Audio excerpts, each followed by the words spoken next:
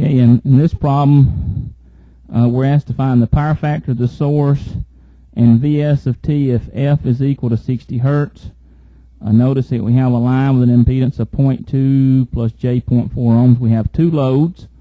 The voltage across those two loads is 480 at an angle of 0 volts RMS.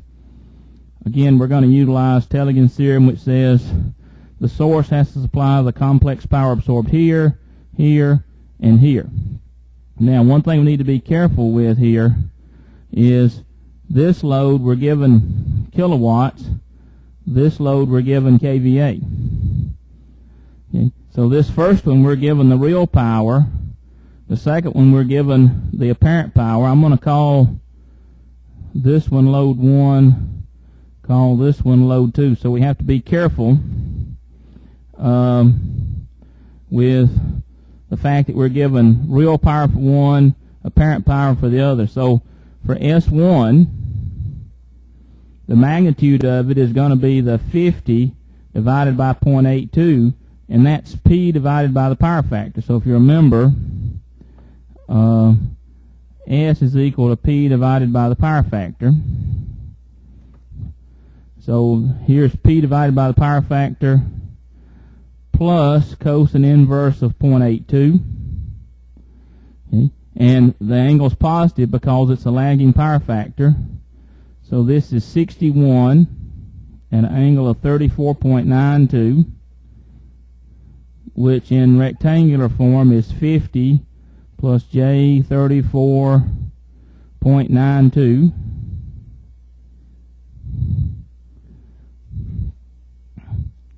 Okay. Now for the second load, S2, now we're given kVA, so here this is 50 because we're given apparent power. We don't have to divide by the power factor. Now the angle is minus cosine inverse 0.95, and it's minus because of the leading power factor. So we have 50 at an angle of minus 18.2 degrees kVA, or 47.5 minus j 15.62 kVA. So now I'm going to calculate a complex power for the combined loads. I'll just add those together. So that's 97.5 plus j 19.3 kVA, and that's 99.4 at an angle of 11.2 degrees kVA. Okay, so now we've really rearranged our circuit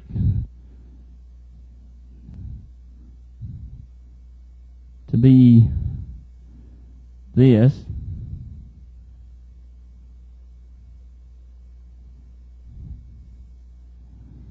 Here's Vs. We've got 0.2 ohm plus j 0.4 ohm. The voltage across our load is 480 at an angle of 0 volts RMS. Now, let's calculate this current IL. So S sub L, which is the load, is VL IL conjugate. So we can solve for IL as SL over VL and take the conjugate. So we have 97.5 plus j 19.3. And we need to remember that's all times 10 to the third over 480 at an angle of 0. Conjugate, and that's 207.1 at an angle of minus 11.2 degrees amps RMS. Okay, so that gets us the current IL. Okay, now we can calculate S for the line. It's going to be the magnitude of IL squared times Z of the line. So we have 207.1 squared times 0.2 plus j 0.4, and that's 8.58 plus j 17.16 kVA. Now, by Teligand's theorem, we know that the complex power supplied by the source is S of the line plus S of the load. So we have 8.58 plus J 17.16 plus 97.5 plus J 19.3. That's 106.08 plus J 36.46 kVA, or 112.17 at an angle of 18.97 degrees kVA. Now we can calculate V sub S, because we know, for instance, that S sub S is V sub S IL conjugate.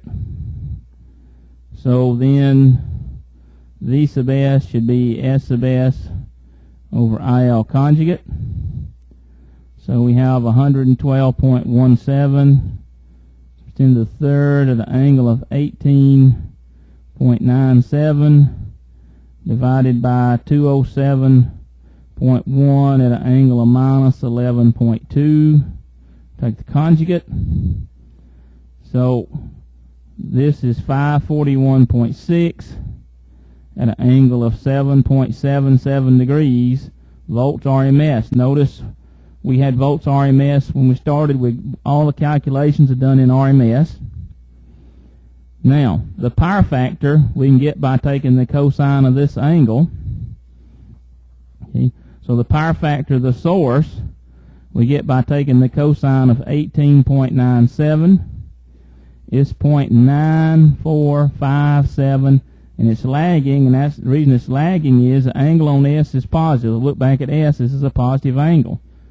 If this angle had been negative, we'd have had a leading power factor. Now, we were asked for Vs of t. Okay. And we were told that the frequency was 60 hertz. So the amplitude of Vs of t is the square root of 2 times 541.6 times the cosine. Since our frequency is 60 hertz, our omega is 377. Okay, so Vs of t then is 765.94 cosine 377t plus 7.77 degrees.